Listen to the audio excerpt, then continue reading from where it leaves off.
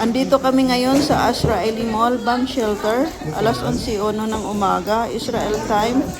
Dahil mayroong sirens at mayroong parating na rocket mula ng Hezbollah.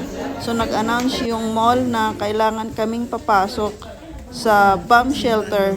Dalawa kaming Pinoy kasama ang mga maraming Israeli. At maswerte dahil malaki yung bomb shelter dito sa Israeli Mall. Kaya kung nakita niyo, may kasama akong Pinoy na lalaki. Dalawa kami na nag-shopping dito sa mall. Dahil syempre holiday ngayon dito.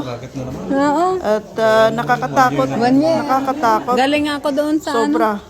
Kasi kung wala lang bomb shelter dito sa Israel at kung wala lang Iron Dome na taga-salo, siguro matagal ng abo ang Israel. Siguro matagal ng ang Israel ay tulad ng Gaza ngayon. Pray for Israel.